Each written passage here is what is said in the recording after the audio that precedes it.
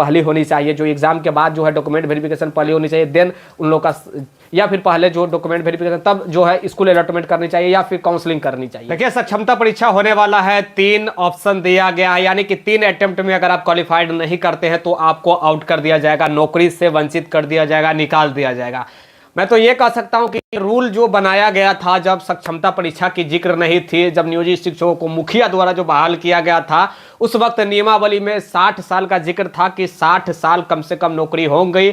जो नीतीश कुमार जी जो रेगुलर 60 वक्त, उस वक्त तो लगभग शायद था 12 या 15 महीने का था, उसके बाद कर दिया गया 3 साल, उसके बाद 3 साल नहीं, उसके बाद 2 साल, उसके बाद जो है जहां तक मुझे जानकारी, उसके बाद जो भी है रेगुलर कर दिया गया, यानी कि 60 साल तक कर दिया गया। मैं नहीं, ये बिहार के मुख्यमंत्री नीतीश कुमार जी बताए थे, या 15 साल के, 15 महीना का नहीं है, 2 साल का नहीं है, अब 60 साल का कर दिया गया है। ये किया गया था बिहार के मुख्यमंत्री द्वारा, और उसी के थ्रू नियमावली भी बनाई गई थी बिहार में। जो अभी जितने भी 3,50,000 जो नियोजित शिक्षक है, उन लोग का एक नियमावली है। अब कहा जा रहा है कि आप लोग को बाहर हम कर देंगे, सक्षमता परीक्षा में पास नहीं होंगे, तो इससे खासा नाराज है बिहार के जितने भी नियोजित शिक्षक है वो लोग।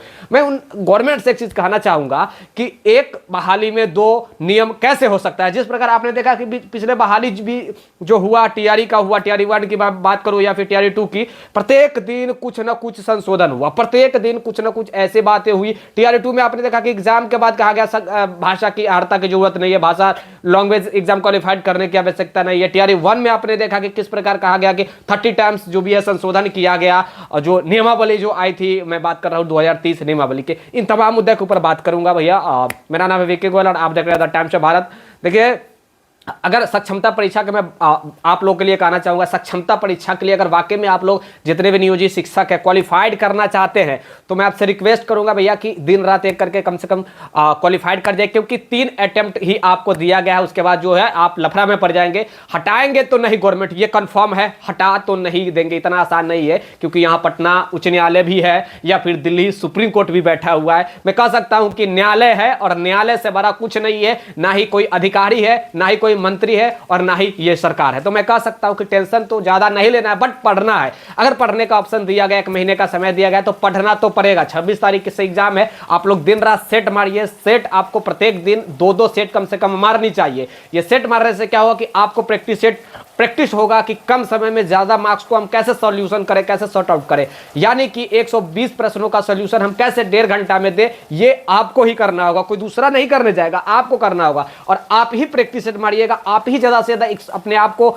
आजमाइएगा, तभी आप कुछ कर पाइएगा। देखिए, आपको अभी आजमाइएगा तो अभी आपकी कमियां जो भी है मालूम चलेंगी। आप लोग शिक्षक हैं, आप लोग अच्छे प्रकार से समझते हैं कि बच्चे को टेस्ट कैसे देना है, कैसे लेना है टेस्ट, तो वही टेस्ट अब आपको देने की बारी हो गई है। तो जाइए, आप लोग सेट प्रैक्टिस भी लीजिएगा, और अवश्य जाकर जो है आप लोग एग्जाम दीजिए। नहीं तो बाद में तो ये तो खैर निकालेंगे नहीं, ये बात कंफर्म है। ये एक डराने का मैं समझ रहा हूँ कि ये फंडा है, डराने वराने वाला ऐसी बात कुछ नहीं है। लेकिन अगर आपको मौका दिया गया है तो आप उसका फायदा उठाइए। खैर चलिए, देखिए, राजकर्मी बनने के लिए तो मेरा भी मानना है कि एग्जाम जरूरी था, क्योंकि गुणवत्ता वाले जो शिक्षक हैं तभी मिल पाएंगे जब वो कॉम्पिटिटिव लेवल के एग्जाम क्वालिफाइड करेंगे, तो लगेगा कि वाकई में आप भी गुणवत्ता वाले, अपने आप को आपको भी एनर्जेटिक लगेगा, अपने आप को आप मोटिवेट रहेंगे। 7-8 का ऑल सब्जेक्ट का नोट्स प्रोवाइड करा दिया। जिनको जिनको नोट्स लेनी है अवश्य ले लेना, नहीं तो देखते रह जाओगे भैया, पहली बात। दूसरी बात, अब बच रहा है 9th 10th 11th 12th, उसका भी तैयारी हो रहा है, वो भी नोट्स आप लोग को प्रोवाइड जल्द ही करा दिया जाएगा। इसमें सक्षमता परीक्षा वाले नियोजित शिक्षक वाले पूछ रहे थे, तो उनके लिए भी इंपॉर्टेंट है।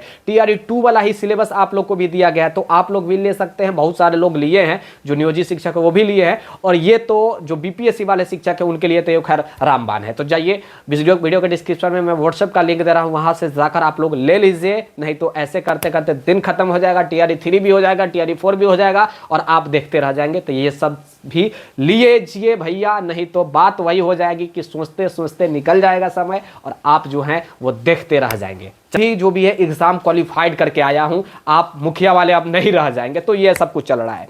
टीआरई 3 को लेकर 90,000 से 1 लाख सीट आने जा रहा है। अब सीट बढ़ते जा रही है। कुछ लोग कह रहे थे कि सर सीट कितना, 17,000 का जिक्र था, 17,000 से हो रहा था कि भैया क्या कितना आएगा, कंफर्म नहीं था, कौन से क्लास में कौन से वर्ग में कितना आएगा। तो लगभग 90,000 से 1 लाख के आसपास सीटें आएंगी। किस क्लास में कितनी आएंगी, तो लगभग 30,000 के आसपास 1 to 5 में आने की संभावना है।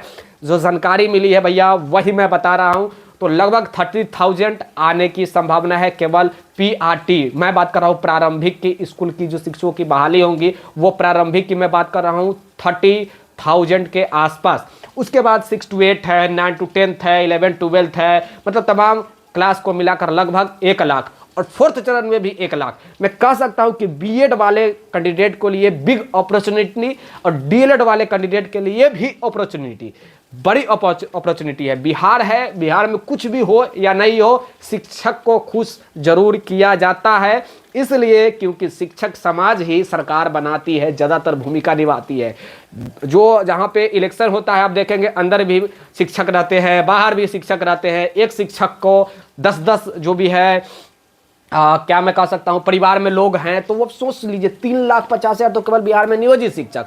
उसके बाद लगभग 2 लाख बहालियां हो चुकी है, फिर 1 लाख निकाला जा रहा है, फिर 1 लाख होने वाला टीआरई 4 में। मैं कह सकता हूं लगभग 4 लाख और, तो बिहार में लगभग 7-8 लाख तो टीचर ही हो जाएंगे। अब 7 से 8 लाख टीचर के परिवार को जोड़ ले तो कितना करोड़ वोट हो जाएगा, आप लोग समझ सकते हैं। और जो वोटर जो होते हैं बीएलओ का भी काम करते हैं शिक्षक ही। जब कोई वोट देने जाता है, जिसको बटन टिपने का को नहीं आता है, उसको समझाने का काम भी मास्टर साहब ही करते हैं। तो आप समझ रहे हैं कि क्या कुछ होता है।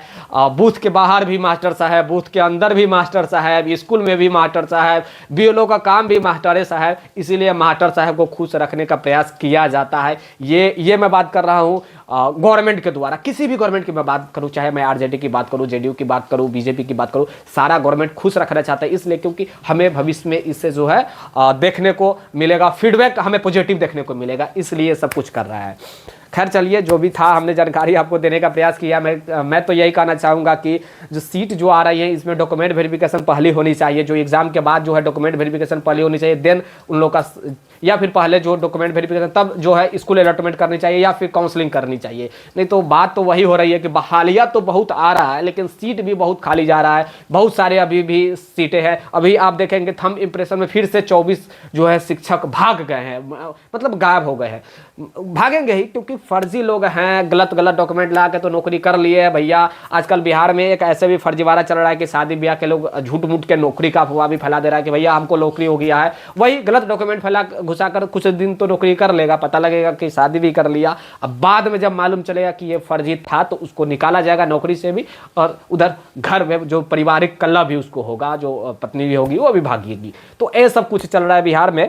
और धन्यवाद मैं करना चाहूँगा शिक्षा विभाग को, कितने बड़े पैमाने पर बहालियाँ दे रही है। नॉन टीचिंग का भी मैं बार बार रिक्वेस्ट किया हूँ कि देनी चाहिए नॉन टीचिंग का।